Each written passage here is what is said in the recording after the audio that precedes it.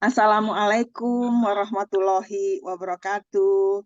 Ibu-ibu, Waalaikumsalam. jamaah Majelis Ta'lim Khornisa, rahimakumullah, dan juga Ustadz, khususnya Ustadz Doni Amal Sagaf yang sudah hadir di ruang virtual Zoom kita.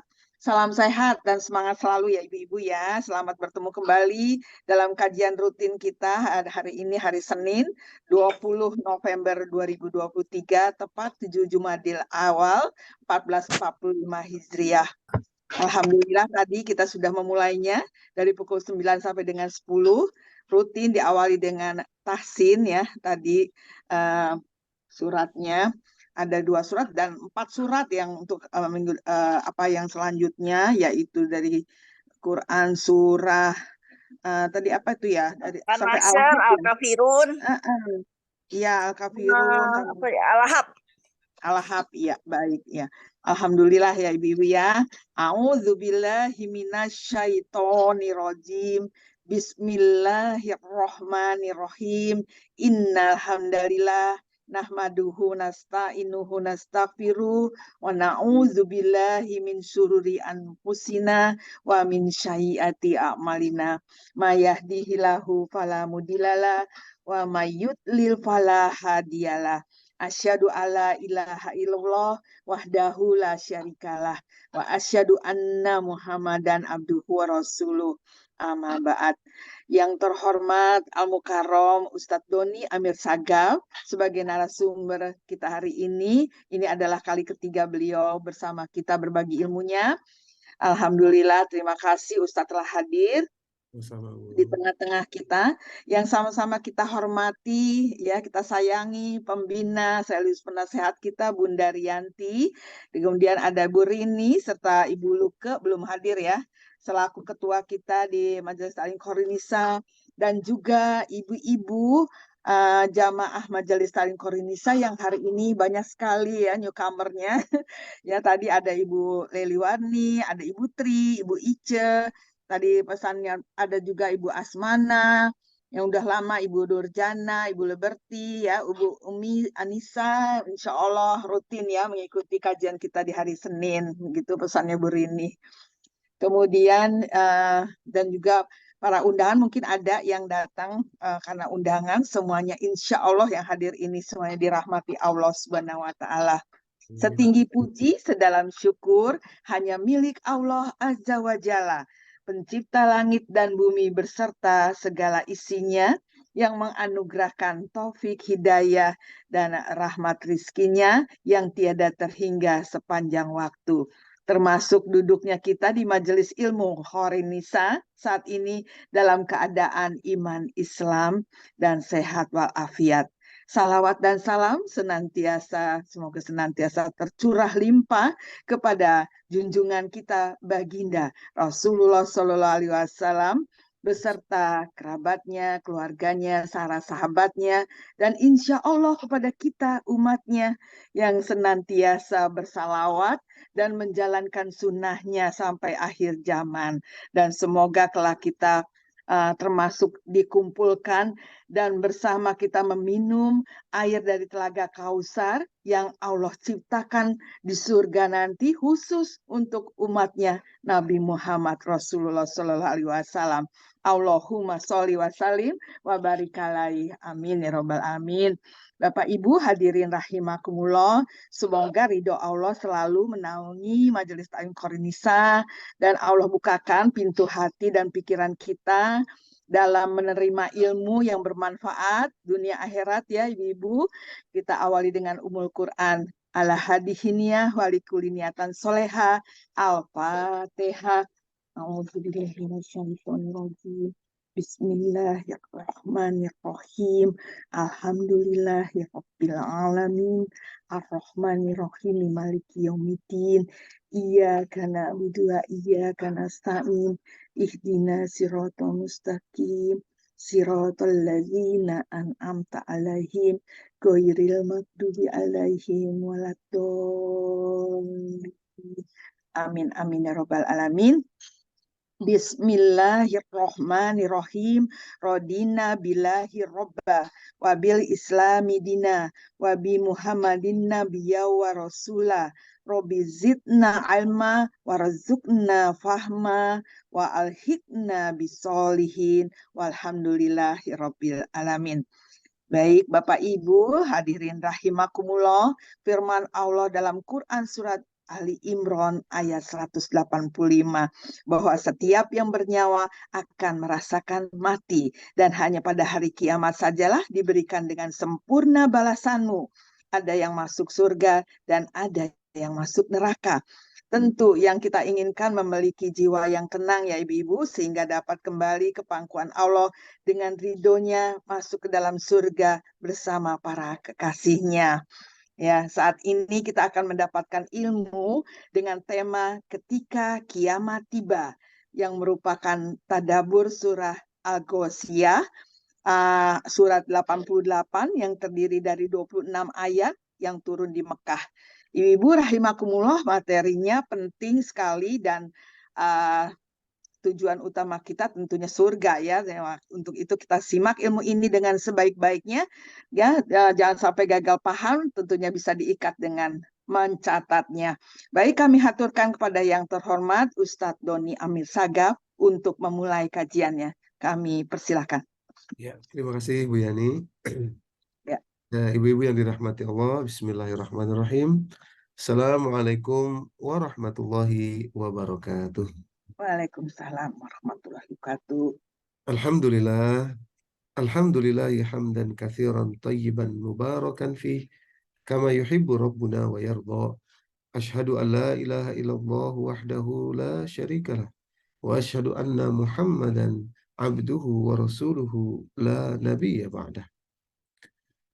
فيقول الله تعالى في كتابه الكريم أعوذ بالله من الشيطان الرجيم بسم الله الرحمن الرحيم هل أتاك حديث الغاشية وجوه يومئذ خاشعة عاملة ناصبة تصلى نارا حامية تسقى من عين آنية ليس لهم طعام إلا من ضريع لا يسمن ولا يغني من جوع صدق الله العظيم وصدق رسوله النبي الكريم ونحن على ذلك من الشاهدين والشاكرين أما بعد. Ma'asyiral muslimah rahimakumullah, ibu-ibu yang dirahmati Allah, Majelis Taklim Khairun Nisa. Alhamdulillah segala puji bagi Allah, kita masih hidup dan masih taat. Nah, itu luar biasa.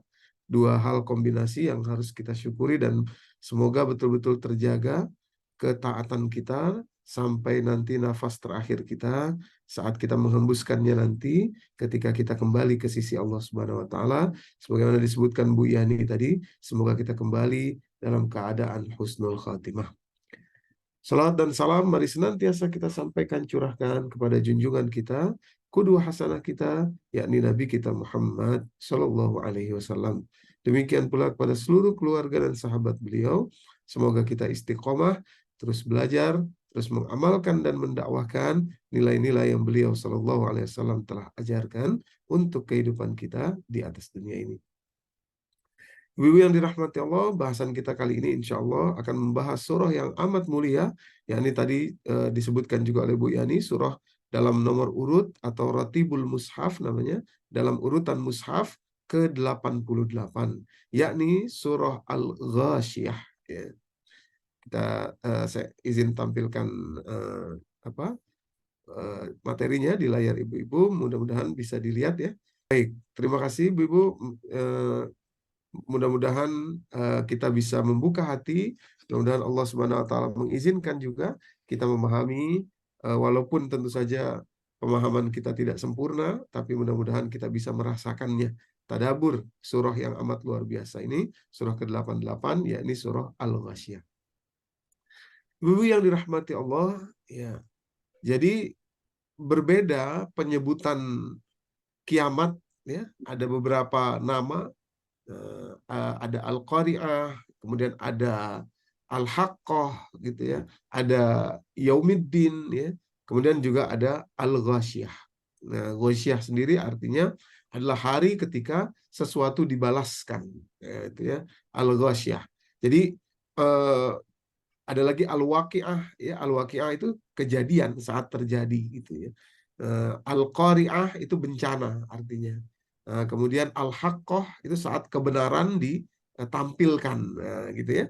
Yaumiddin, hari pembayaran, diambil dari kata dain itu ya, din itu ya, sulasi mujarad, dal, ya, dan nun gitu ya.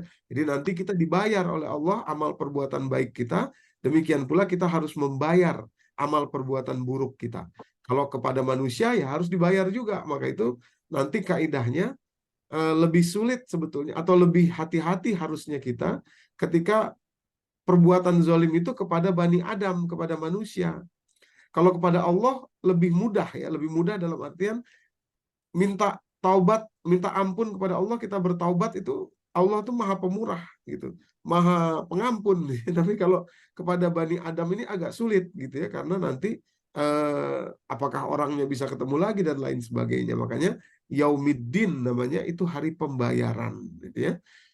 Diambil dari kata dain ya. Dain itu artinya hutang piutang ya. Jadi kalau kita berbuat zalim sama orang, nah itu kita ngutang tuh sama dia tuh. Artinya nanti kita membayarkan gitu. Nah, demikian pula kalau orang berbuat zalim sama kita, sebenarnya juga dia berhutang kepada kita nanti di hari kiamat itu ya. Nah, adapun ghasyiyah, ghasyiyah artinya adalah pembalasan. Beda antara pembayaran dan pembalasan ya. Kalau pembalasan itu adalah sesuatu yang ditimpakan Bapak Ibu, ibu-ibu yang dirahmati Allah, dalam rangka membalas ya. Kalau pembayaran tadi bisa jadi yang yang dibayar itu lebih banyak daripada apa yang dilakukan. Maka itu penting bagi kita, sekali lagi saya ulangi, ini bedanya antara yaumiddin dan ghasyiyah itu ya. Eh, Pembayaran itu ibu-ibu ya, misalkan kita berbuat zalim sama orang di dunia, buru-buru minta maafnya di dunia supaya apa? Jangan dibawa ke akhirat, nanti kalau udah nyampe akhirat udah gede bayarannya. Nggak sama kayak perbuatannya, cuma misalkan maaf ya, mungkin kita ada orang menzalimi orang lain, misalkan katakanlah dia mengambil uangnya 100 juta umpamanya gitu ya.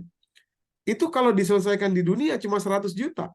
Tapi kalau udah dibawa ke akhirat, itu udah ceritanya udah beda. Nanti nggak cukup tuh, nggak bisa 100 juta lagi gitu. Nah, tapi kalau pembalasan itu sama, 100 juta ya 100 juta gitu, itu maksudnya. Makanya Yaumiddin nanti kita saksikan banyak hadis, ada orang yang dizolimi, terus Allah bilang, silahkan kamu minta apa sekarang sama orang ini yang menzolimi kamu gitu ya. Dia minta amal solehnya si orang itu semuanya. Sampai habis amal solehnya orang itu, terus kata malaikat, cukup nggak? Belum cukup, kata dia gitu. Loh, terus mau minta apa lagi? Nih amal buruk saya dikasihkan ke dia. Itu namanya orang yang rugi, ibu-ibu yang dirahmati Allah. Maka itu kalau ada kezaliman kepada manusia, buru-buru kita selesaikan di dunia, jangan sampai kita bawa ke akhirat, nanti ceritanya udah panjang. Nah, tapi kalau ghasyiyah itu adalah pembalasan. Jadi pembalasan itu ukurannya beda, artinya sama walaupun di dunia dan di akhirat, ibu-ibu. Nah, pembalasan, ibu-ibu yang dirahmati Allah, itu dari Allah. Kalau pembayaran tadi bisa ada hubungannya dengan manusia, gitu maksudnya ya. Nah, jadi makanya kalau dari Allah tuh agak mudah dalam, saya tidak ingin menggampangkan, tapi maksud saya Allah tuh maha pemurah gitu loh, ya. Maha baik banget gitu sama kita tuh. Sampai kalau kita berbuat kesalahan pun nanti dibalasnya ya sesuai dengan apa yang kita lakukan gitu. Tapi kalau kepada manusia itu jadi kesempatan untuk dia mengambil, dan itu boleh gitu ya, maksud saya itu boleh. Oke.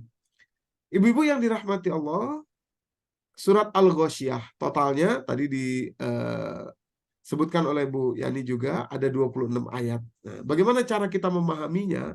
Surat ini panjang, agar komprehensif, agar menyeluruh ya. Saya menghadirkan anatominya. Nah, jadi kita melihat surat itu, melihat satu surat Al-Quran itu harus secara menyeluruh, ibu-ibu. Jadi konteksnya tuh nggak lepas, ya, supaya kita tahu maksudnya gimana itu. Nah, jadi misalkan ibu-ibu ya, kalau satu ayatnya diambil sendiri saja, misalkan lepas dari konteksnya, kita nggak dapat keseluruhan pemahamannya. Nah, gitu ya. Dan itu merugikan kita, ya.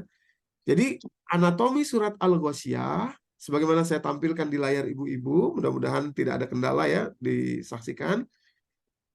Terdapat ini ini adalah ikhtiar saya saja agar mudah kita memahaminya. Terdapat 7 anatomi, 7 kelompok. Nah, dari mana saya mengkelompokkan itu? Dari isi makna di dalam masing-masing ayatnya, ibu-ibu. Ya.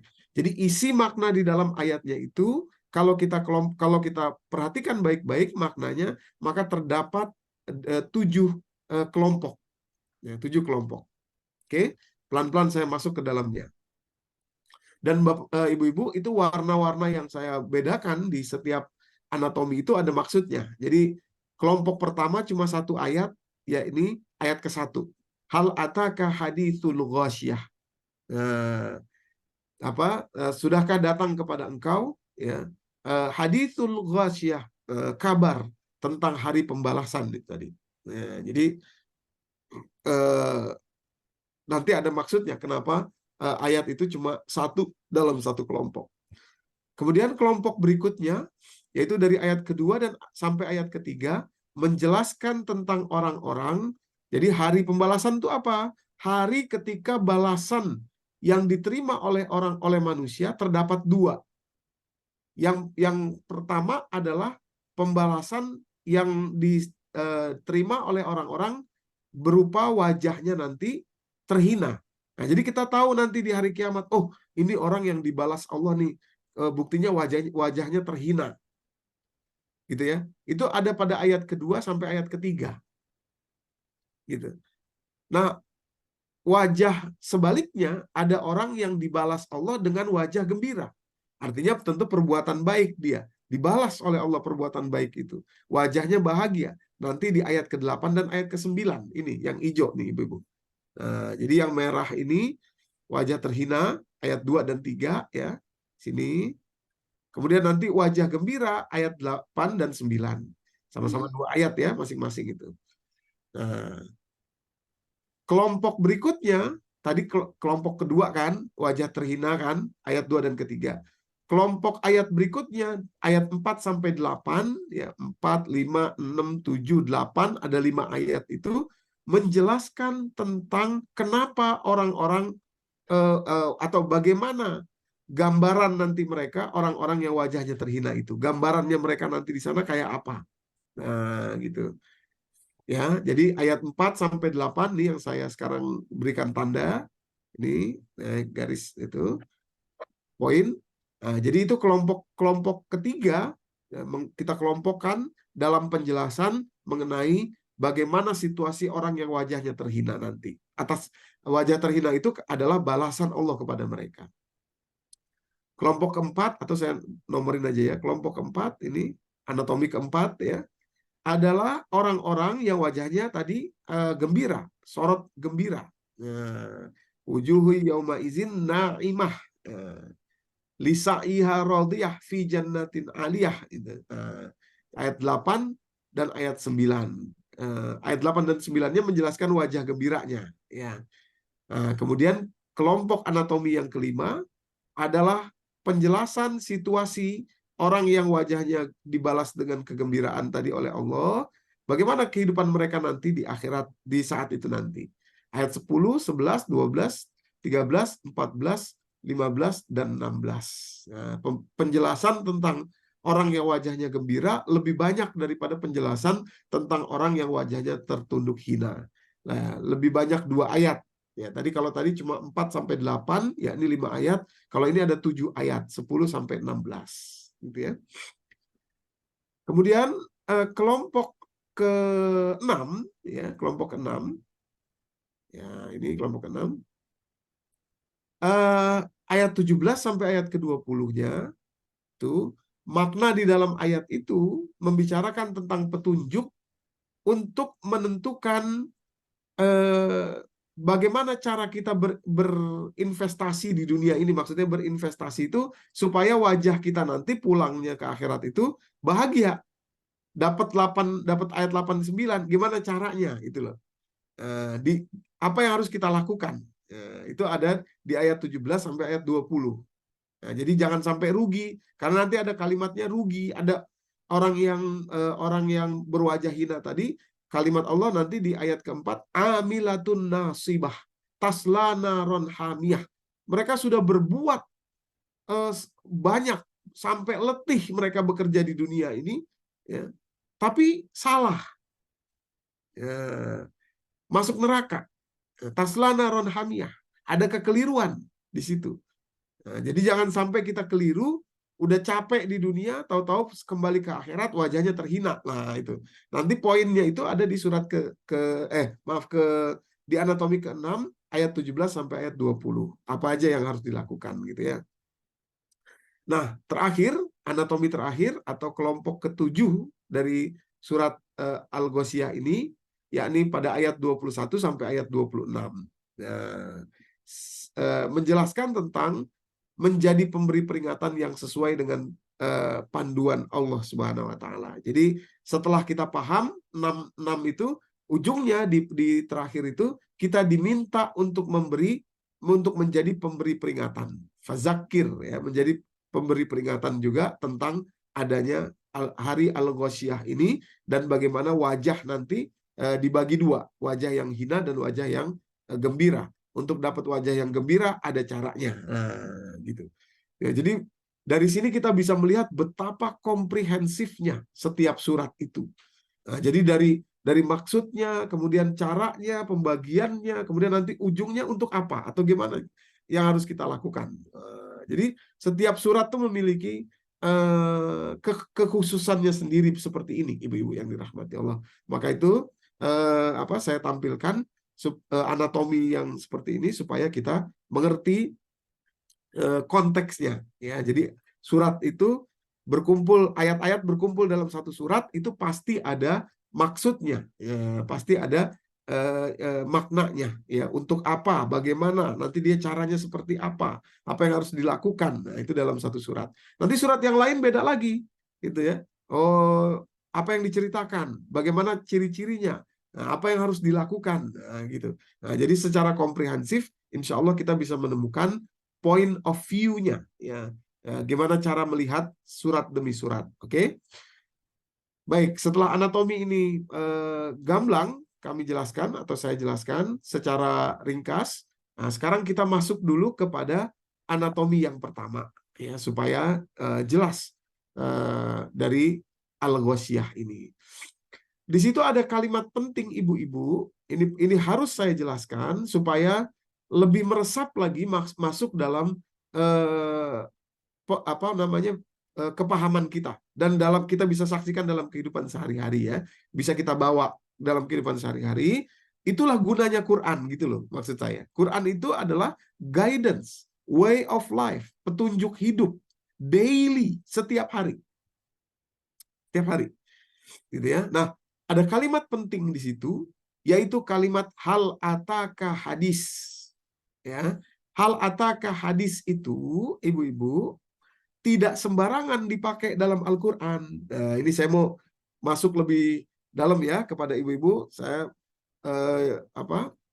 berusaha untuk menjelaskan dengan mudah.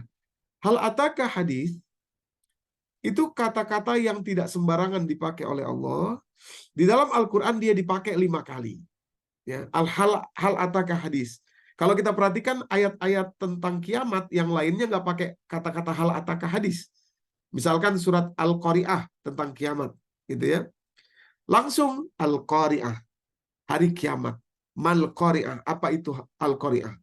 Tahu hari penuh bencana, ya. Tahukah kalian apa itu hari penuh bencana? Oh, langsung dia. Demikian pula Al-Haqqah, Al-Haqqah, Mal Haqqah, wa ma adraka mal Haqqah, gitu ya. Demikian pula Al-Waqi'ah, langsung.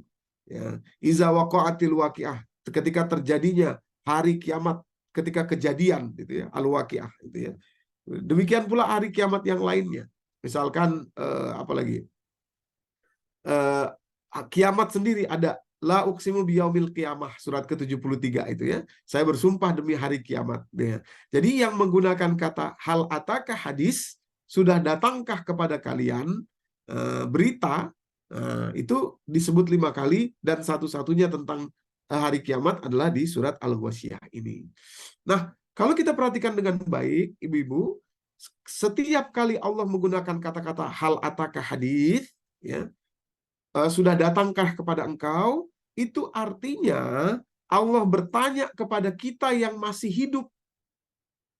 Karena ini hal ataka hadis. Nah, gitu ya. Ini saya masuk lebih dalam untuk nanti kita jadi tahu nih.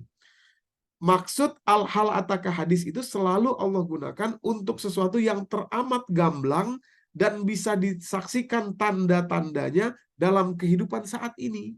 Jadi ada tanda hari kiamat yang bisa kita saksikan saat kita masih hidup sekarang. Itu maksudnya. Gitu. Kalau Al-Qari'ah belum terjadi. Yauma yakunun nasu kal farashil mabthuth wa takunul jibalu kal ihnil manfush. Hari ketika nanti gunung berterbangan kayak kayak bulu, gitu ya, kayak ringan. Demikian pula manusia seperti laron. Itu belum kejadian, kita belum bisa lihat. Paling kalau terjadi tsunami waktu itu kita pikir itu kiamat, padahal belum. Gitu ya. Demikian pula al-waqi'ah, iza waqa'atil waqi'ah, dan seterusnya itu belum terjadi. Demikian pula al-haqqatu mal haqqah, ma adraka mal haqqah, yauma, dan seterusnya belum terjadi. Tapi kalau hal ataka hadis ini sudah bisa kita saksikan semasa hidup kita. Itu maksudnya. Hal ataka hadisul ghasyiyah.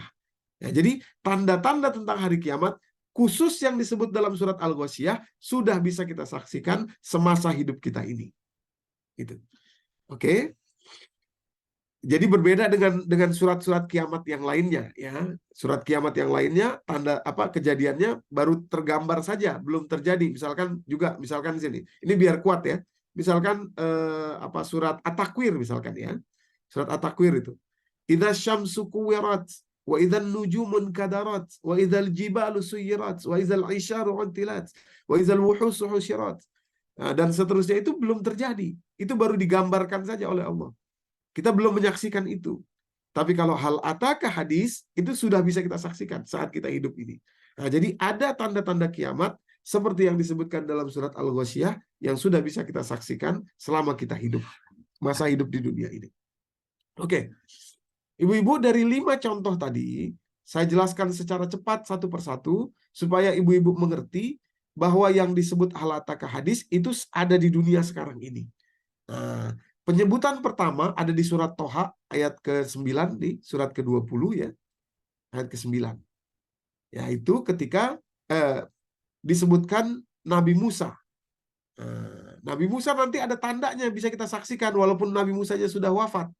Kalimatnya kayak begini, wahal ataka hadithu Musa. Ya, sama ya tadi hal ataka hadithu Ghasyiyah. Sekarang wahal ataka hadithu Musa. Penyebutan hal ataka hadis yang kedua ada di surat An-Nazi'at surat ke-79 ayat ke-15 ya, 79 ayat ke-15. Hal ataka hadithu Musa juga. Nah, kemudian penyebutan berikutnya, penyebutan hal ataka hadis yang ketiga tadi saya katakan ada 5 ya. Ibu-ibu, ada berikutnya ada pada surat Al-Buruj surat ke-85 ayat 17. Hal ataka hadithul junud Fir'auna wa Samud. Nah, jadi 3 kali penyebutan hal ataka hadis itu untuk Musa, Fir'aun, dan Samud. Ya, itu ya. Musa, Fir'aun, dan Samud. Oke, saya cepat di sini. Yang dimaksud adalah tanda-tanda yang bisa kita saksikan selama masa hidup kita di dunia ini tentang Musa, tentang Fir'aun, dan tentang Samud antara lain. Nah, tentang Samud, itu ada peninggalan di Jordania, di Petra, gitu ya. Yang terkenal itu adalah yang gambarnya saya tampilkan ini. Tapi di kota sebelah, maksudnya agak jalan sekitar mungkin 2 kilo lagi, itu kota yang pernah ditinggali oleh kaum Samud. Nah, mereka lah yang memahat gunung ini. Dan Allah mengabadikan ya peninggalan sejarah ini tidak hancur, ibu-ibu yang dirahmati Allah. Kalau Allah mau bisa dihancurkan, tapi tidak hancur untuk supaya kita mengerti kata-kata hal ataka hadis tadi, kita bisa lihat peninggalannya. Oh, itu dia. peninggalan kaum Tsamud. Nah, demikian pula di Madain Soleh. Nah, ini kotanya tadi ya, itu gambar kuburan. Ini sebetulnya kuburan itu, ya, kuburan. Nah, ini kotanya, kota kota Petra. Nah, jadi ada pusat kotanya dan lain sebagainya. Peninggalannya masih bisa kita lihat. Ya, makanya kata-katanya adalah hal ataka hadis. Demikian pula di eh, apa di Arab, ibu-ibu, ya, kira-kira perjalanan 4 sampai 5 jam dari kota Madinah, itu ada kota namanya Madain Soleh. Itu juga peninggalan Petra, peninggalan kaum Tsamud, ya, sama seperti di Jordania. Ya, jadi mereka punya 2 ibu kota, yaitu di Petra dan satu lagi di Madain Soleh namanya. Madain Soleh itu artinya adalah kotanya Nabi Soleh, gitu ya. Nabi Soleh adalah nabi dari kaum Tsamud. Nah, jadi masih bisa kita saksikan. Nanti kalau ibu-ibu umroh lagi, kalau bisa minta waktu kepada travelnya untuk dibawa ke Madain Soleh. Tempo hari saya ingin membawa jamaah umroh, tapi katanya waktu itu sedang ditutup, ya, jadi sedang tidak boleh dikunjungi, ya, karena ini memang peninggalan sejarah yang amat tua, sehingga betul-betul dalam kondisi yang lindungi, ya. Madain Soleh itu kira-kira 25 km dari kota Al-Ula. Kota Al-Ula itu kota terakhir sebelum ke Madain Soleh. Dari Madinah itu 355 km. Nah, kira-kira 4 sampai 5 jam perjalanan kira-kira kurang lebih kalau naik bis, ya. Nah, itu peninggalan kaum Tsamud. Bisa kita saksikan.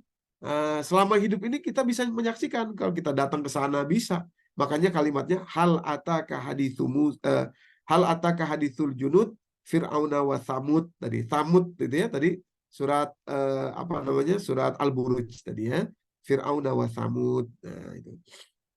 Nah, ini ada videonya tapi saya pikir kita lompatkan aja. Itulah kaum Tsamud, mereka punya keahlian memahat gunung. Nah, itu pada surat ke-7 ayat ke-74. Nah, jadi peninggalan itulah yang disebut hal ataka hadithul junud Fir'auna wa Tsamud. Jadi pakai kata-kata hal ataka hadis untuk menunjukkan itu. Mungkin saya bacakan langsung aja, ada kalimat di sini. Wazkuru iz ja'alakum khulafa'a min ba'di 'adi wa bawa'akum fil ardi tattakhizuna min suhuriha qusura wa tanhitunal jibala buyuta. Ini kalimatnya. Wa tanhitunal jibala buyuta. Kamu memiliki kemampuan untuk memahat jibal, gunung, untuk menjadi buyut, menjadi bait atau rumah, ya, jadi bait. Oke. Saya cepat di sini untuk menunjukkan bahwa kaum Tsamud itulah yang dimaksud dalam hal ataka hadis tadi, ya. Demikian pula surat Al-Fajr ayat ke-10, surat 89. Ini kan yang Al-Ghasyiyah 88. 89-nya wa tsamudan lazina jabus sakhra bil wad. Mereka melubangi gunung gitu. Mereka, ya, kaum Tsamud itu. Nah, kita bisa saksikan peninggalan itulah hal ataka hadis, ya. Kemudian tadi ada penyebutan Fir'aun dan Musa, ya. Halataka hadithu Musa. Demikian pula halataka hadisul junud Fir'aun, gitu ya. Ini gamblang sekali kita saksikan di Mesir, ya, piramida. Allah biarkan dia tetap berdiri, gitu ya. Itu luar biasa, ya, karena dengan kata-kata hal ataka hadis tadi memberikan kepada kita bukti bahwa itu bisa kita saksikan di atas muka bumi ini, ya. Piramida Giza di Mesir, gitu ya. Demikian pula pembangunan piramida yang lain agak jauh dari kota itu, dari piramida Giza ada piramida-piramida lain yang berasal dari zaman Fir'aun dan tentu saja Musa. Kemudian penyebutan yang kedua, kata-kata hal ataka hadis, yaitu pada penyebutan tamu Nabi Ibrahim yang datang kepada Nabi Ibrahim. Kalimatnya dalam surat Az-Zariyat surat 51 ayat 24. Hal ataka hadisu dhaifi Ibrahim al-mukramin. Sudah datangkah berita kepada kalian tentang 2 orang, bukan orang sih, malaikat, ya, tentang 2 tamu Ibrahim yang mulia. Tamu Ibrahim ini malaikat tapi berbentuk orang. Mereka datang ke Ibrahim sebetulnya cuma singgah saja. Tujuan mereka sesungguhnya adalah ke Nabi Lut, ya, ke kaum Nabi Lut. Nabi Lut itu hidup sezaman dengan Nabi Ibrahim. Untuk apa mereka ke kaum Nabi Lut? Pada ayat berikutnya dari surat Az-Zariyat itu disebutkan, ya, pada ayat ke-21 dan 22-nya, 31 dan 32-nya, ibu-ibu, ya. Apa Nabi Ibrahim tanya, qala fama khotbukum ayyuhal mursalun, apa urusan kalian datang ke sini dan kepengen kepada ke kaum Lut, itu apa urusannya? Mereka menjawab, qalu inna ursilna ila qaumim mujrimin, kami diutus kepada kaum yang berdosa, yakni kaum Lut. Nah, nanti mereka lah yang mengazab kaum Lut itu. Maksudnya ibu-ibu nanti panjang, kalau ibu-ibu mau membuka nanti surat Az-Zariyat, ini saya cepat aja ya di sini ya, karena nanti poin penting kita ada di berikutnya. Jadi sampai ayat 37 nanti itu ada penjelasannya. Yaitu ketika mereka mengatakan, tamu Ibrahim ini mengatakan, linursila alaihim hijaratan min tin, kami akan menimpakan batu dari neraka kepada mereka, ya, dan kami akan mengazab mereka, kira-kira begitu. Nah, sampai ayat 37 ya. Nah, tapi yang menarik tadi kan kata-katanya hal ataka hadis ya. Padahal kita nggak pernah hidup di zaman Nabi Ibrahim gitu ya. Tapi karena kata-katanya adalah hal ataka hadis, maka maksudnya bisa kita saksikan di dunia sekarang. Nah, maksudnya adalah ibu-ibu bahwa kita masih bisa menyaksikan peninggalan hancurnya kaum Sodom itu, ya, nama lain dari kaum Nabi Lut, masih bisa kita saksikan. Dan itu betul-betul, ini ada satu artikel penelitian ilmiah yang dilakukan oleh Gordon Govier, dia adalah seorang peneliti. Dia berkesimpulan memang kaum Sodom itu destroyed by meteor. Ini batu dari neraka tuh rupanya maksudnya adalah meteor, gitu ya. Demikian pula yang ada di kitab Injil yang masih asli, ada cerita tentang Lut ini dan kaumnya yang dihancurkan dengan batu dari neraka. Namanya ternyata adalah nama secara saintifiknya adalah meteor, gitu ya, Ibu. Nah, banyak penelitiannya, ini saya tampilkan aja. Ini adalah penelitian lain yang dilakukan oleh berbagai universitas. Jadi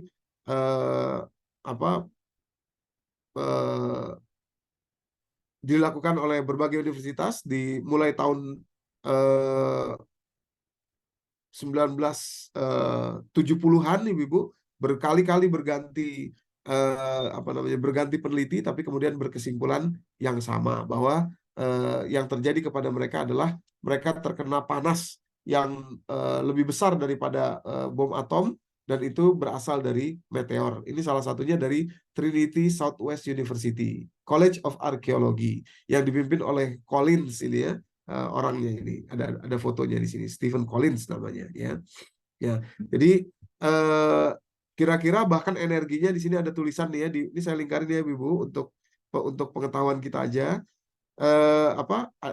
Panasnya itu detonate with 1000 kali more energi than the Hiroshima atomic bomb.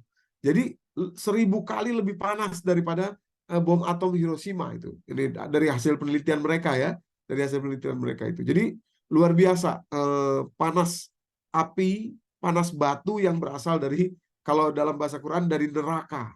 Dari neraka. Nah, kita tahu sekarang meteor maksudnya, tapi 1000 kali panasnya itu.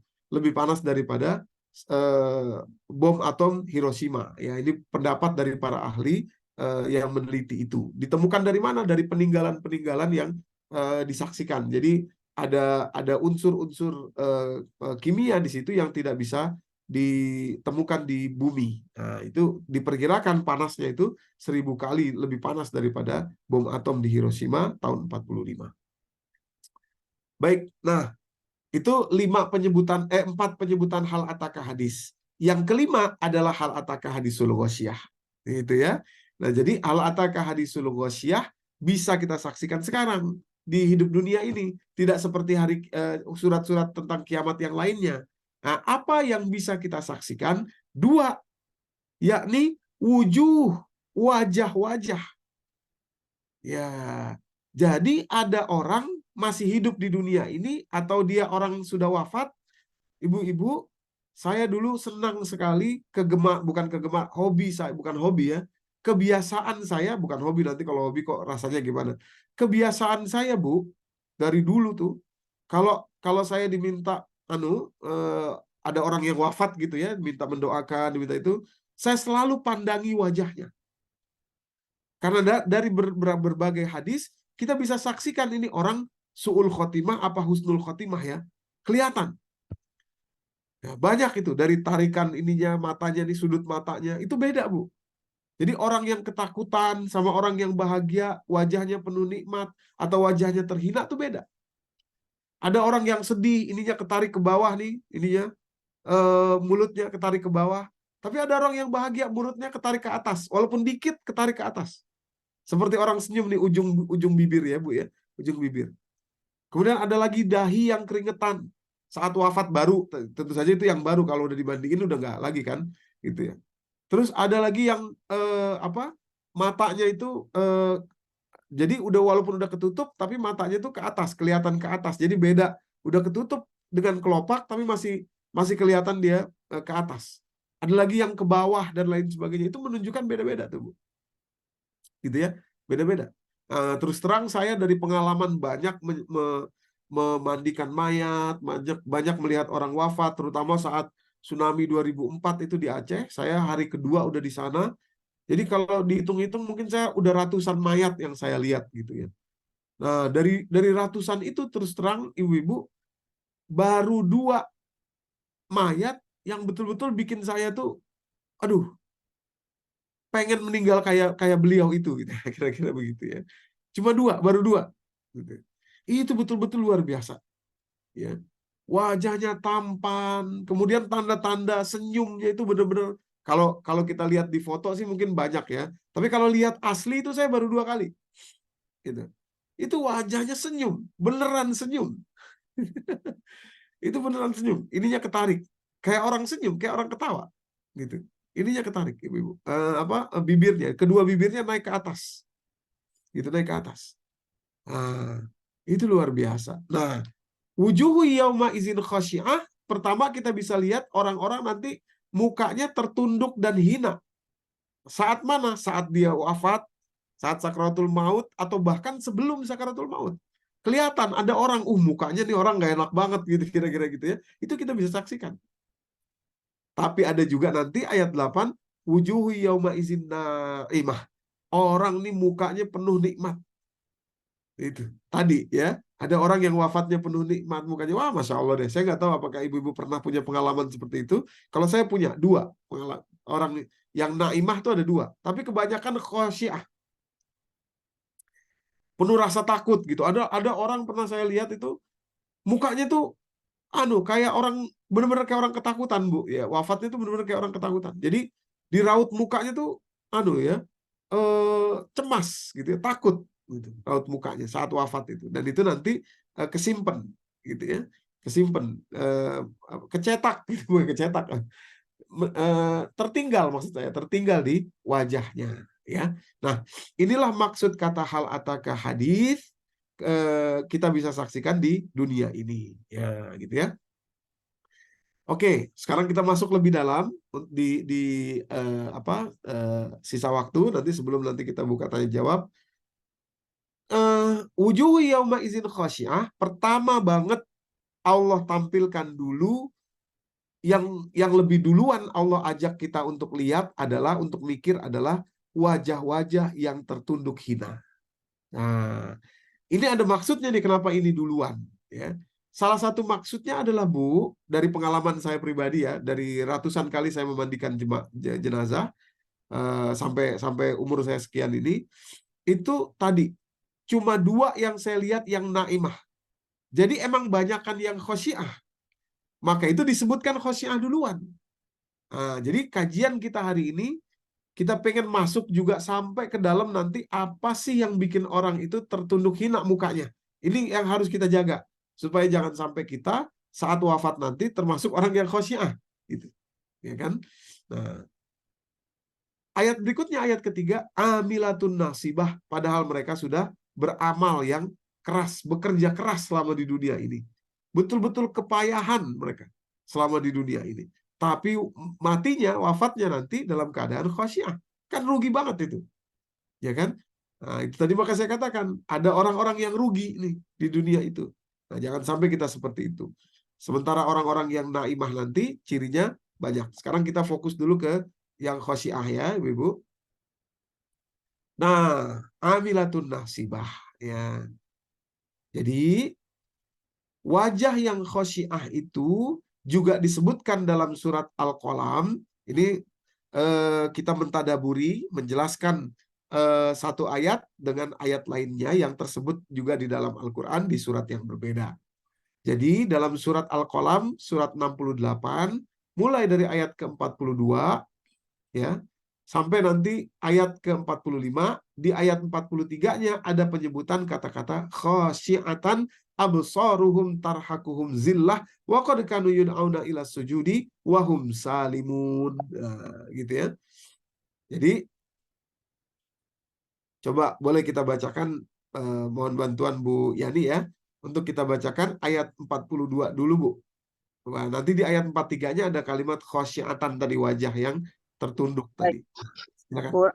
Surat Al-Qalam ayat 68 ayat 42. Ya.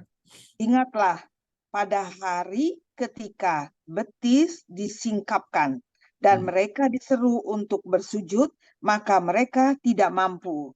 Nah, jadi nanti kita disuruh sujud sama Allah di hari kiamat. Tapi kalau orang nggak biasa sujud di dunia ini, dia nggak mampu sujud. Dia pengen sujud tapi nggak bisa, nggak bisa turun untuk sujud tuh nggak bisa dia. Yauma yuksafu an saki wa yud'auna ila sujudi fala yastati'un.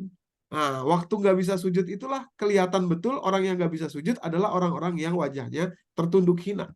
Pada ayat 43-nya, Bu. Silakan berikutnya, Bu. 43. Ya.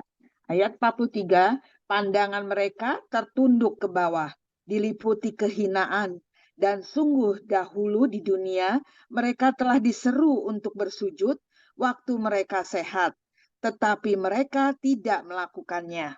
Nah, itu dia penyebabnya. Jadi, nggak bisa sujud tuh bukan karena gimana-gimana, tapi selama di dunia disuruh sujud, waktu sehat, waktu gagah, waktu hidup, nggak mau sujud. Maka nanti di hari kiamat, mereka nggak bisa sujud.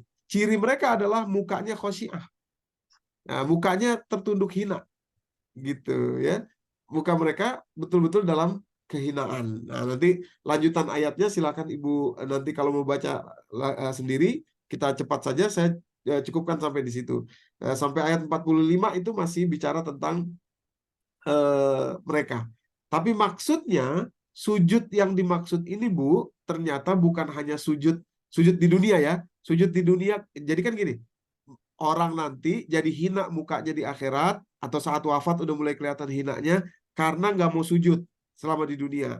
Tapi yang dimaksud sujud itu di dunia ini bukan cuma fisik saja. Nah, gitu ya. Bukan cuma fisik saja.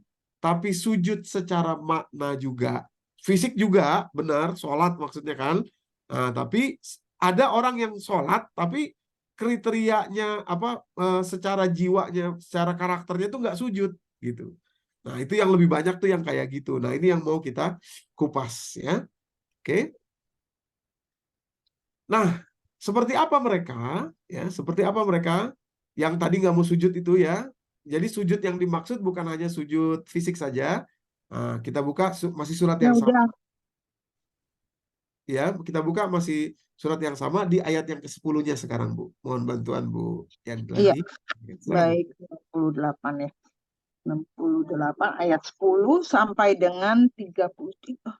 Ayat Enggak usah sampai 33. Nanti 10 sampai sampai 15 saja. 10 sampai 15. Ayat 10, dan janganlah engkau patuhi setiap orang yang suka bersumpah dan suka menghina, suka Nah, mencela. sebentar, satu dulu, Bu.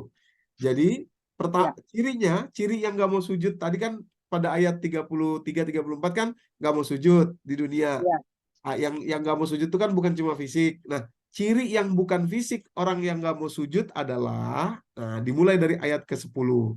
Nah, mana ya, sebentar. Saya tampilin ininya ya, saya tampilin, ya, maaf, saya tampilin listnya, ada listnya nih.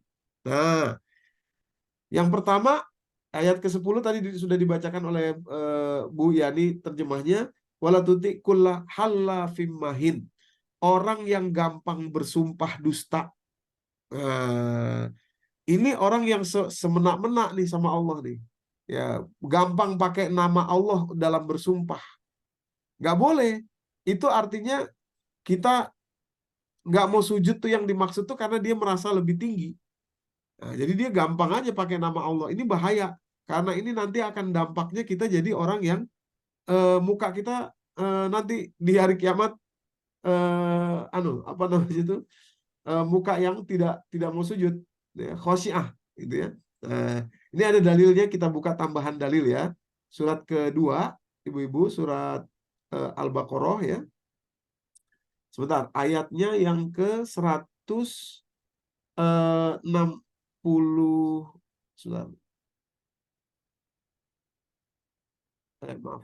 Ayat yang ke 200 berapa tadi? Sebentar ya, saya lupa nomor ayatnya nih. Nah, ini supaya kita jelas, jangan gampang mengambil nama Allah untuk bersumpah gitu ya. Nah, ini dia. 224. Ya, paling bawah sebelah kanan. Silakan Bu, kita bacakan. Iya, baik. Al-Baqarah ayat 224. Ya. Dan janganlah kamu jadikan nama Allah dalam sumpahmu sebagai penghalang untuk berbuat kebajikan, bertakwa dan menciptakan kedamaian di antara manusia. Allah Maha mendengar, Maha mengetahui. Nah, itu dia.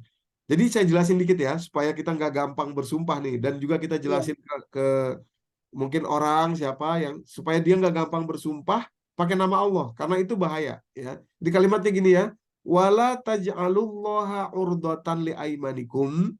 Jangan kalian ambil nama Allah untuk bersumpah. Dalam sumpah apa? Liaimanikum antabarru wa tattaqu wa tuslihu bainan nas. 3 poin. Nggak boleh bersumpah pakai nama Allah dalam sumpah ketika memotong memutus tali silaturahim, nggak boleh. Memutus ketakwaan atau perbuatan yang baik, nggak boleh. Demikian pula tidak boleh bersumpah untuk bikin orang lain tidak baikan atau bermusuhan. Ya, misalkan begini, ada orang bersumpah begini, pokoknya saya bersumpah demi Allah saya nggak akan mengakui dia sebagai saudara saya. Nggak boleh tuh. Bahaya Bu. Orang seperti itu nanti wajahnya tuh ini masuk golongan yang masuk kriteria yang nomor 1 nih. Gampang bersumpah sehingga nama Allah dipakai untuk yang kayak gitu. Gitu nggak boleh. Nah, terus yang kedua, contoh yang kedua dari ayat 224 adalah dia bersumpah untuk tidak berbuat kebaikan. Itu nggak boleh juga.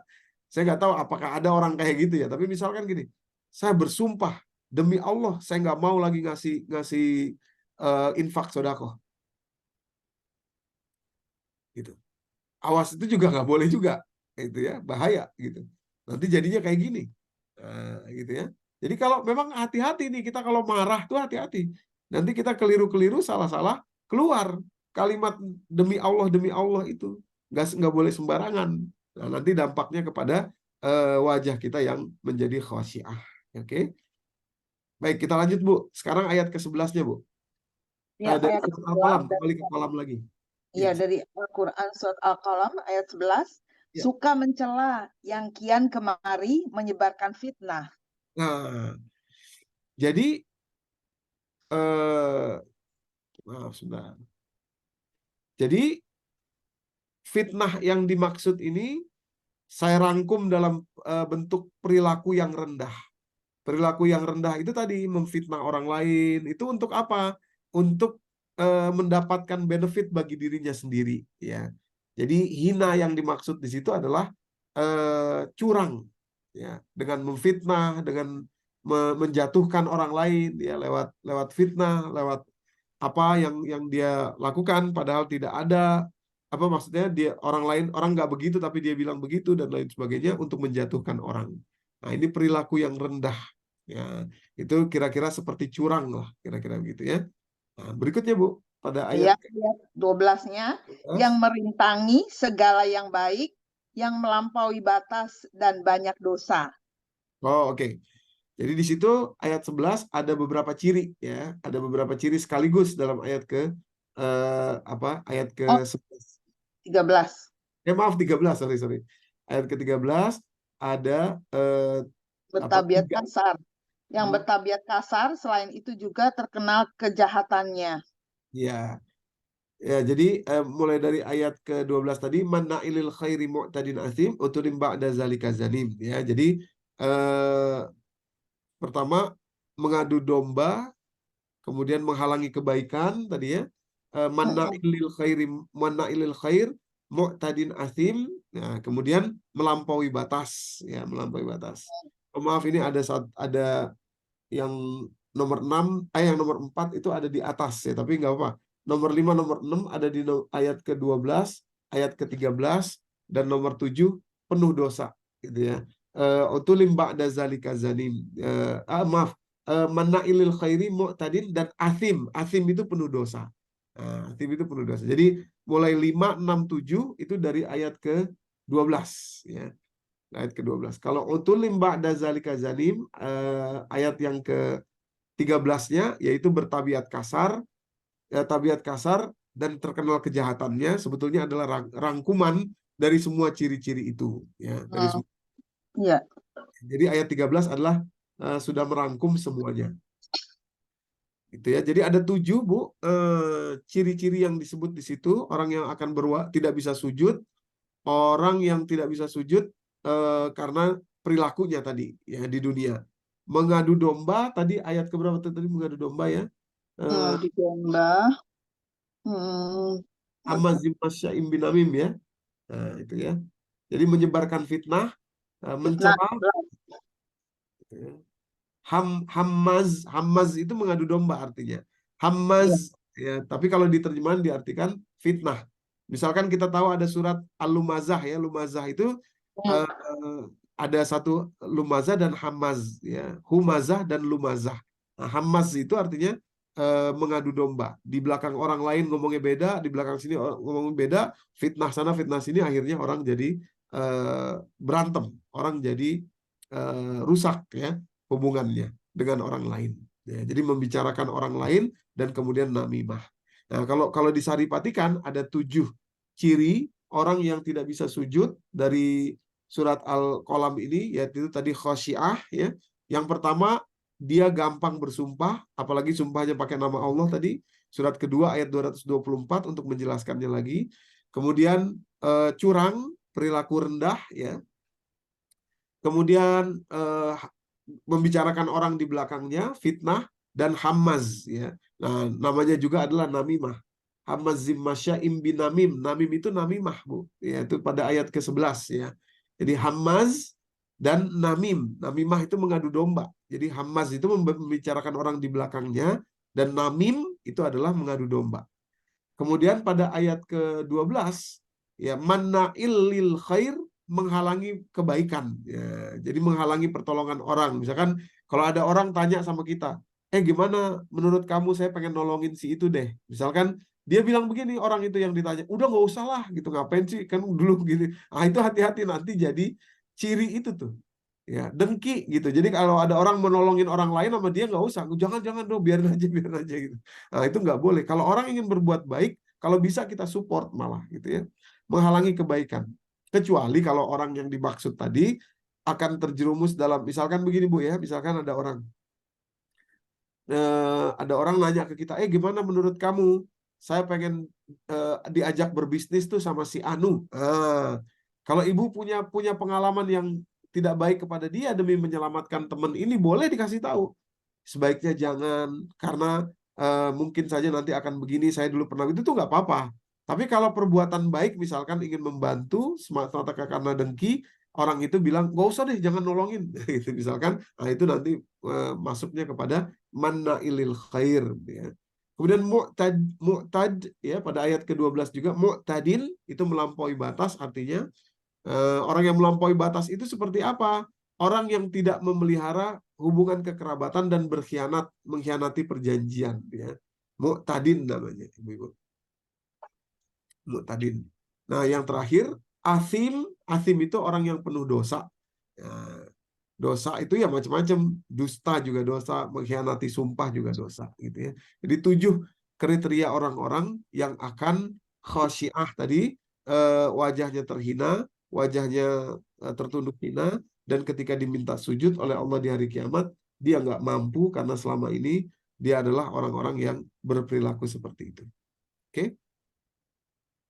Ini penjelasannya tadi. Eh, apa?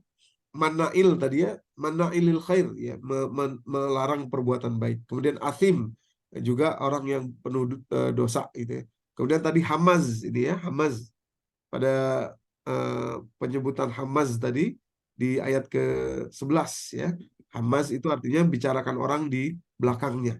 Hamazim masya'im binamim. Namim adalah namimah ini ya, namimah. Hamaz adalah membicarakan di belakang orang. Kemudian tadi eh, mahin ya, halaf itu orang yang mengucapkan sumpah, dan eh,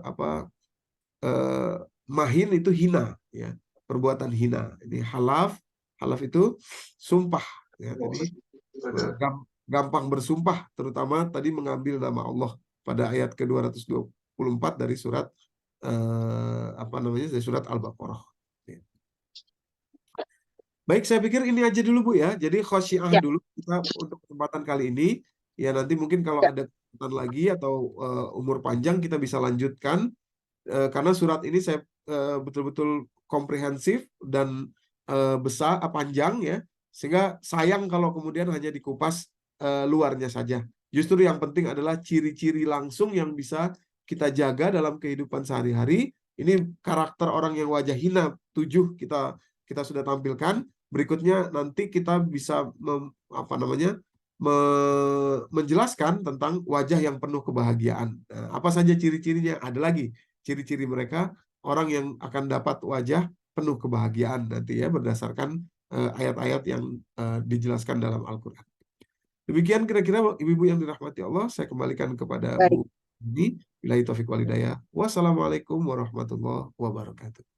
Baik, makasih Ustadz. Alhamdulillah Ibu-ibu, Masya Allah, Tabarakallah ilmunya. Memang ini sangat apa tuh panjang ya, itu apa namanya makna dari dalam yang terkandung di Al-Ghosiyah ini. Dan ini adalah sesi pertama. Insya Allah kita dapat bertemu kembali dengan Ustadz Doni. Dan untuk sesi pertama ini kita tadi sudah diawali dengan muka yang hina gitu ya, muka ini naujubillah bin zalik, dan ciri-cirinya juga sudah yang dapat menyebabkan kita mukanya itu tidak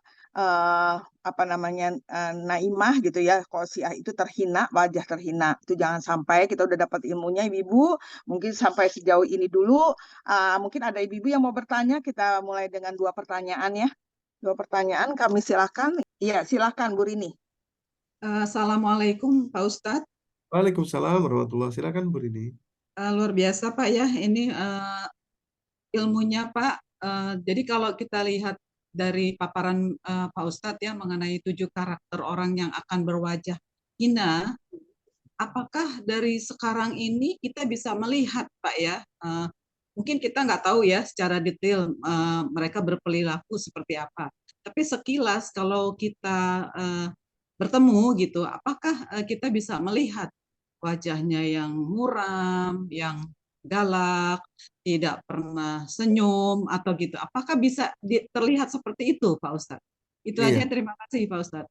Baik, terima kasih Bu Rini. Saya jawab dulu ya Bu Yani ya. Ya, langsung aja Ustadz. Ya. Jadi sebenarnya ini yang tadi saya belum bahas Bu Rini. Saya khawatir kepanjangan waktunya. Jadi sebenarnya memang itu kelihatan di muka, di wajah.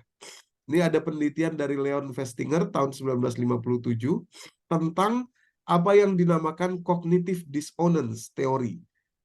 Jadi cognitive dissonance itu adalah pertentangan kognitif dalam diri manusia yang akan berakibat pada sel tubuhnya. Nah, jadi fisik manusia itu akan kewalahan, merasakan emosi yang berbeda. Jadi misalkan dia melakukan 7 tadi ya, dari 7 itu misalkan. Itu akan berdampak stres di dalam dirinya. Kemudian stres itu akan menghasilkan hormon kortisol. Hormon kortisol nanti akan membuat telomeres. Telomeres itu adalah ujung dari setiap sel itu akan menjadi pendek dan akan rusak nih kalimatnya ya. Jadi ini gambarnya maksud saya. Chronic stress tadi dipicu yang 7 tadi Bu, gitu ya. Misalkan bermusuhan dengan orang, dengki, namimah, kemudian hamaz tadi ya, terus dengki jahat, kasar gitu dan lain sebagainya tadi itu ya. Itu akan berdampak kepada stres, glukokortikoid ya. Kemudian ujung-ujungnya secara cepat saja terjadi inflamasi dan telomeres, ini ada gambar gedenya. Nah, ini. Jadi sel kita tuh gini gambarnya. Setiap sel dalam tubuh kita tuh gini, ada tutupnya nih, ada ujungnya nih, Bu. Tuh, ujungnya namanya telomeres. Telomeres itulah yang akan rusak ketika terjadi glukokortikoid, ketambahan hormon kortisol yang berasal dari stres cognitive dissonance tadi. Nah, jadi orang kalau punya 7 sifat ini, ya, ada terus di dalam dirinya, sel tubuhnya bakal rusak dan itu bakal terpancar di wajahnya. Gitu maksudnya. Dusta misalkan, gampang bersumpah tadi ya, gampang bersumpah dan dusta. Itu cognitive dissonance langsung. Kemudian curang gitu ya, kepada orang lain, dia tahu bahwa orang lain itu benar. Tapi dia berperilaku rendah, hina tadi ya, mahin tadi ya, rendah. Salah satunya adalah curang, berperilaku hina. Curang itu kan hina sebenarnya. Dia tahu sebenarnya dia nggak menang misalkan gitu ya. Dia tahu sebenarnya itu bukan hak dia, tapi dia ambil aja. Nah itu cognitive dissonance. Telomeresnya akan rusak, wajahnya akan kelihatan. Gitu. Lewat sel-sel itu tadi, ya akan terpancar. Demikian pula mengadu domba, menghalangi kebaikan, gitu ya, melampaui batas, tidak mau lagi mengakui kerabat. Nah, itu kan dendam. Nanti jadinya stres gitu ya di tubuh kita dan penuh dosa tadi ya, cognitive dissonance ini. 1957 teori itu dijelaskan oleh Leon Festinger.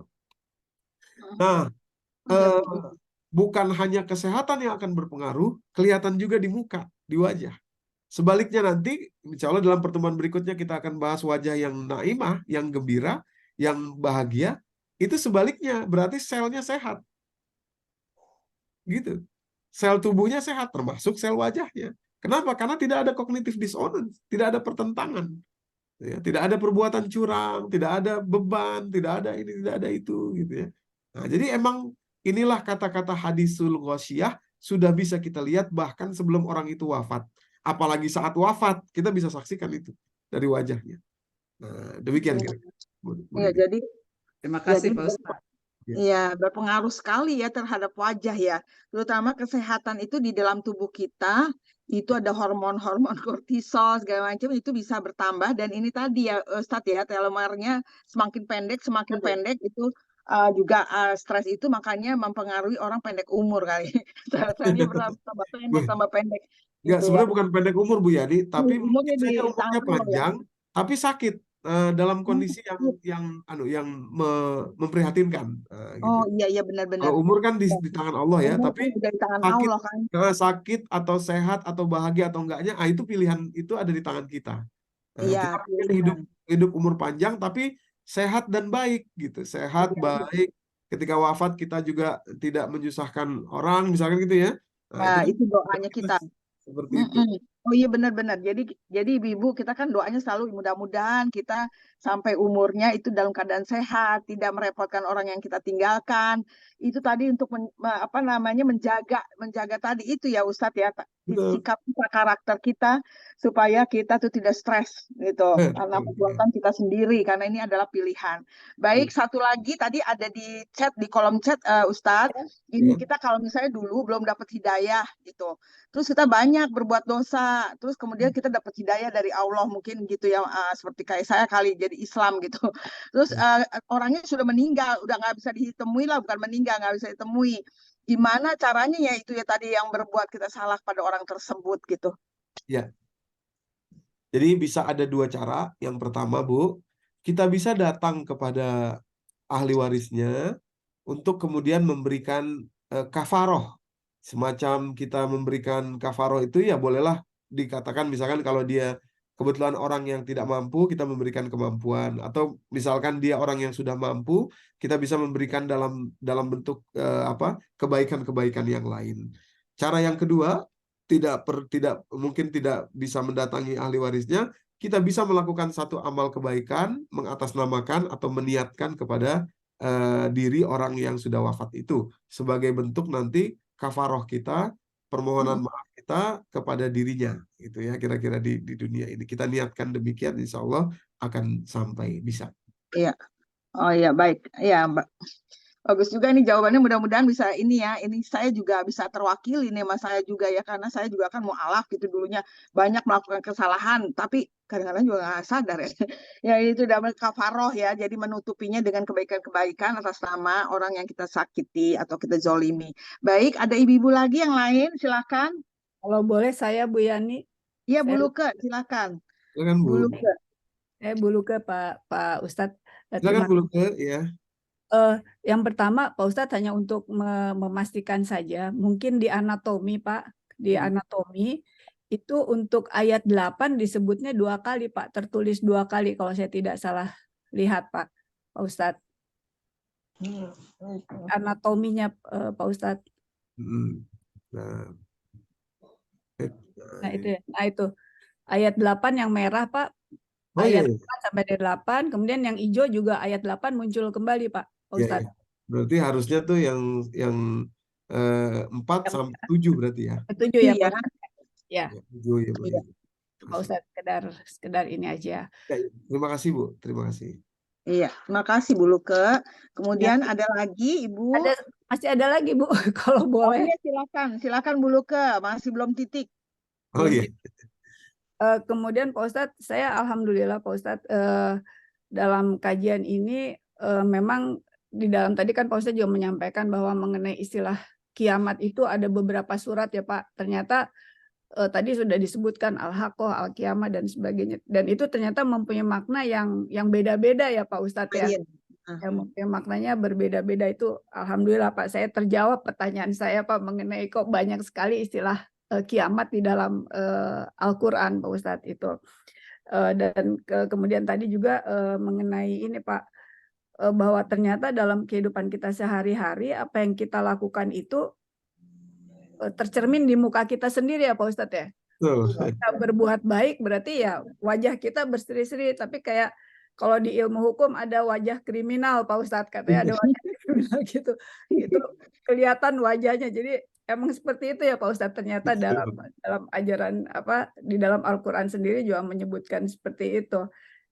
Dan satu lagi Pak Ustadz, tadi Al-Ghoshiyah itu hanya menjelaskan mengenai secara garis besarnya saja ya Pak Ustadz. Ternyata untuk mengetahui seperti apa sih yang berseri-seri, seperti apa sih yang wajah hina-dina tuh, kita harus mencari ke ayat yang lain atau surat yang lain, begitu ya Pak Ustadz. Artinya untuk setiap surat secara komprehensif yang Pak Ustadz sampaikan, berarti kita harus mencari ke surat lain, tapi yang terkait ya Pak Ustadz ya. Artinya kita mencarinya yang terkait saja gitu ya Pak Ustadz. Itu aja Bu. Ya. Terima kasih. Iya, baik. Silakan Ustadz. Iya, betul Bu Luka. Jadi wajah itu tercermin, dan itulah hebatnya Al-Quran ketika mengatakan hal ataka hadis itu.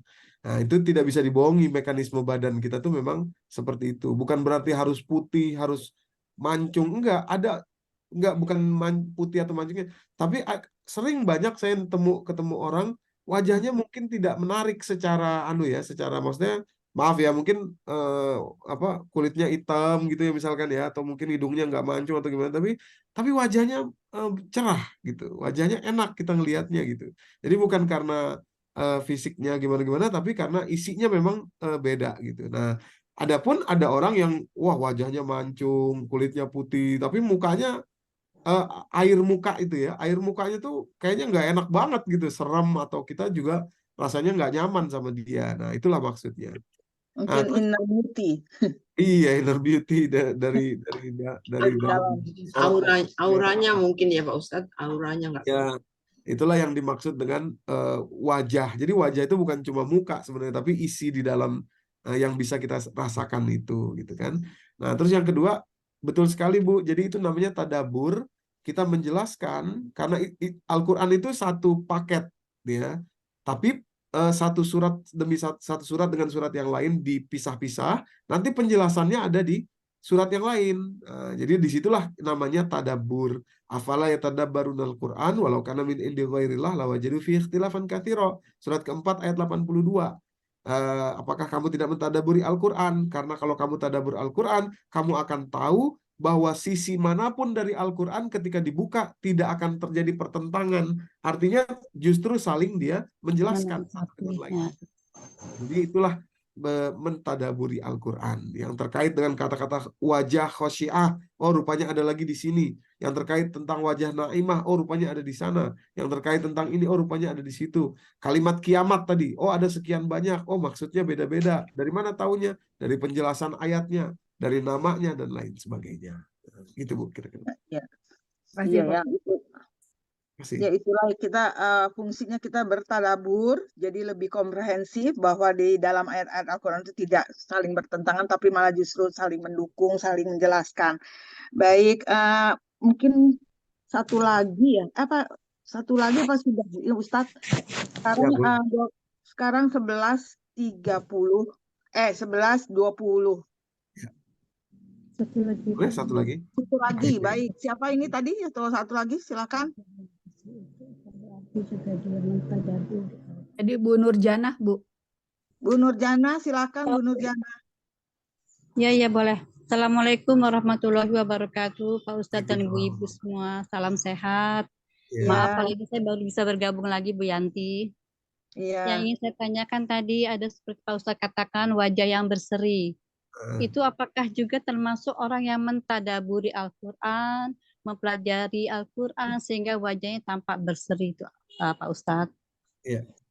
Baik, Baik. Assalamualaikum Terima warahmatullahi kasih Bu wabarakatuh. Nurjana. Ya.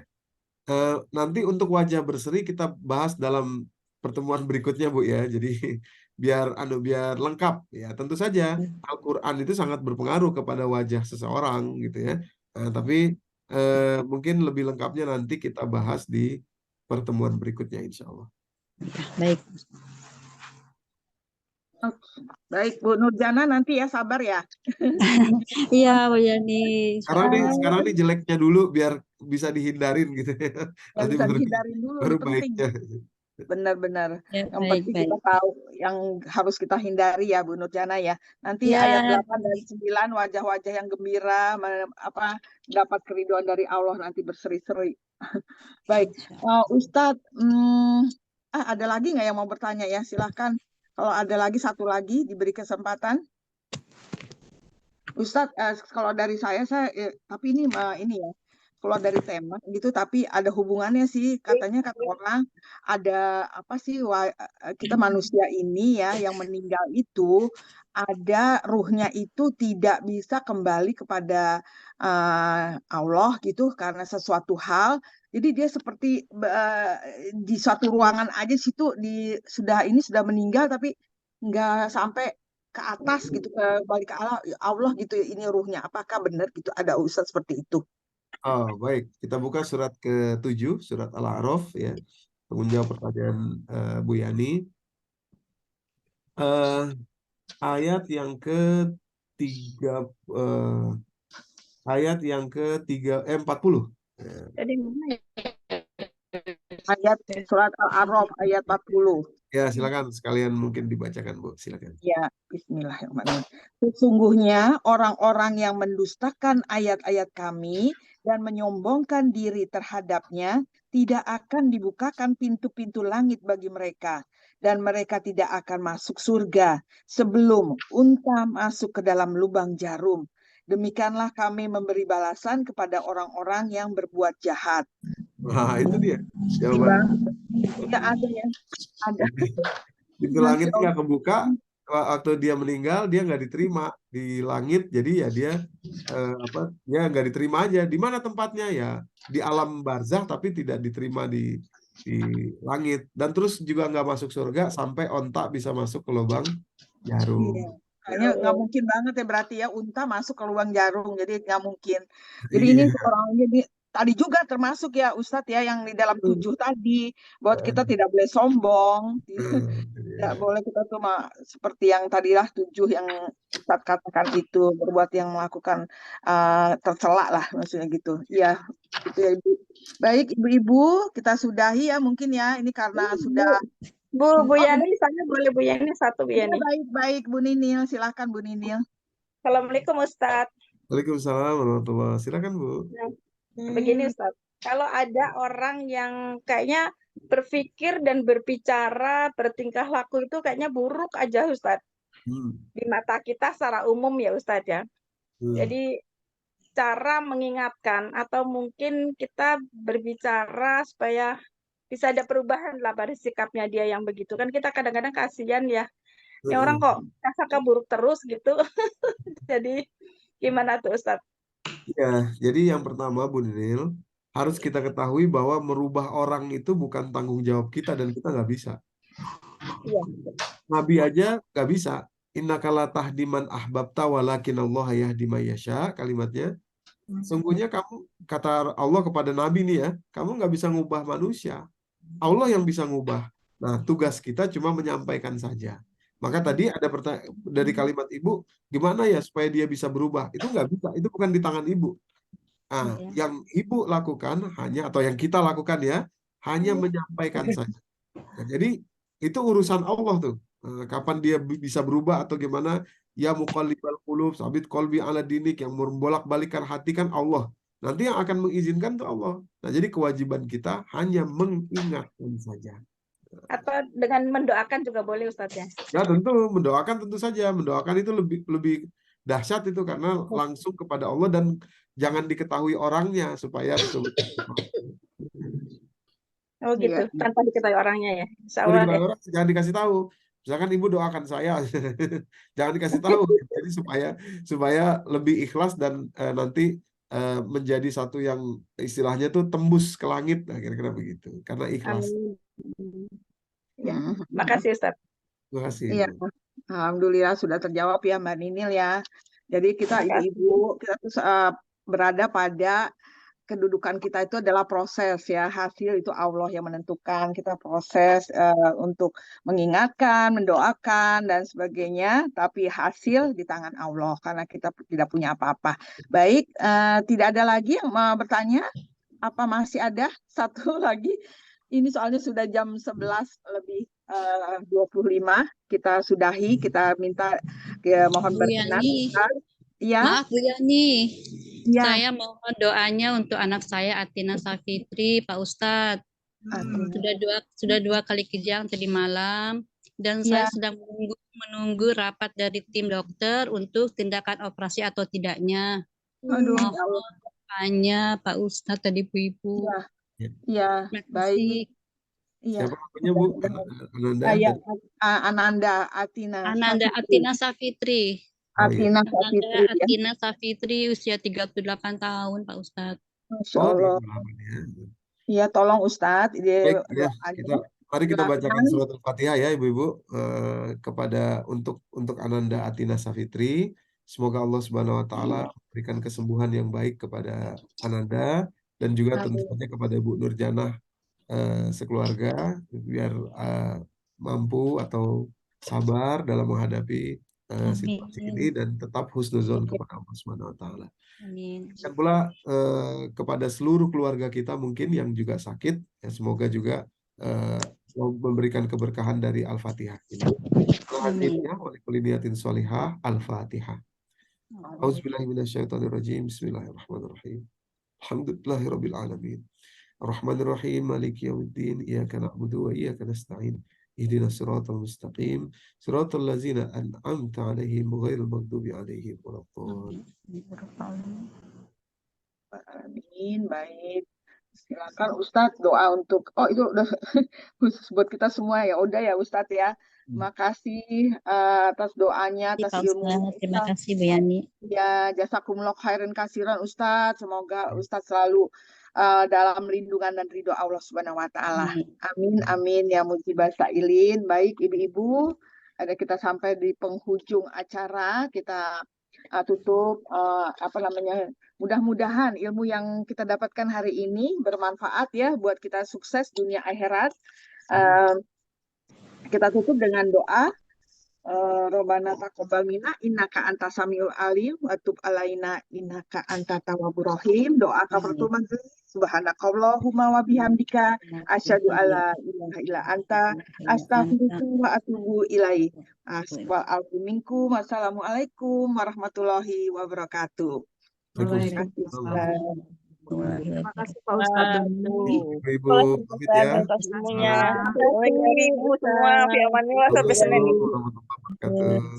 Waalaikumsalam warahmatullahi wabarakatuh. Khair, Ustaz Tony, Bu Yanti. Terima kasih semuanya.